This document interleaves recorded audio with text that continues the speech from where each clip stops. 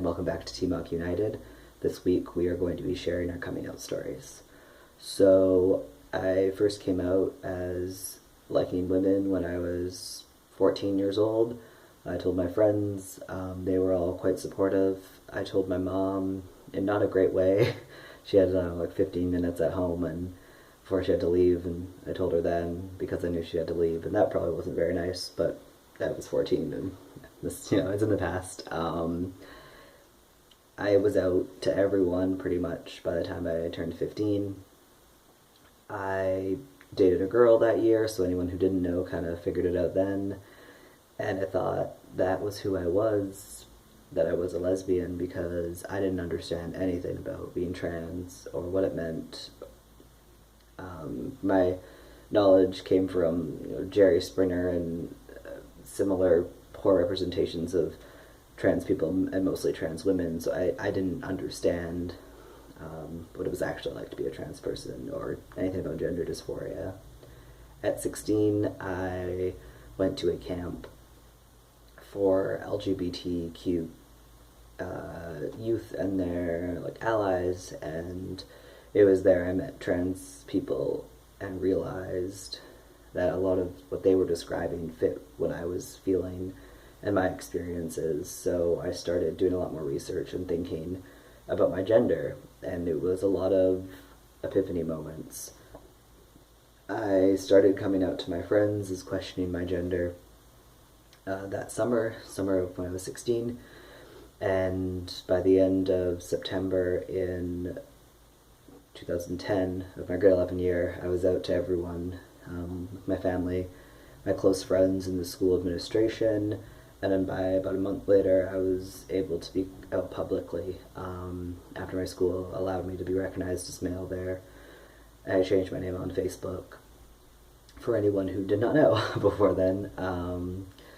My experience was better than some, worse than others. As far as my family goes, there was an adjustment period for both when I told them I liked women and later that I was trans, but they've come around now for the most part. All my immediate family has, and extended family on my dad's side is a whole different story.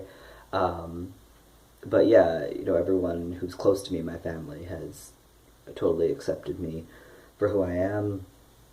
My friends accepted me, my close friends. I had some acquaintances try to sort of talk me out of transitioning, specifically one woman I knew who was identified as a lesbian, who sent me quite a long message on Facebook after I changed my name, encouraging me not to transition and to explore other options, like being a drag king. So yeah, a lot of ignorance there, and there was a lot of ignorance for people outside of my friend group in my high school, but they had all been giving me a lot of hard time since grade 8, so nothing really changed. They just had more, information, but not much changed with how I was treated. Yeah, I guess I would like to leave you with some tips on coming out, sort of things I wish I had done or things I did do and I'm glad I did. The first is to never come out in anger or strong emotion, to plan your coming out, to do it when you feel comfortable. There's no shame in not being out. No, not at all. Only do it when you feel safe and comfortable and ready. To do it how you feel best, whether that's a letter or in person. You're the only one who can decide the best way to come out for you. I would also strongly suggest sort of hoping for the best, but be prepared for the worst. So have somewhere you can go after if things go south. Have a support system ready.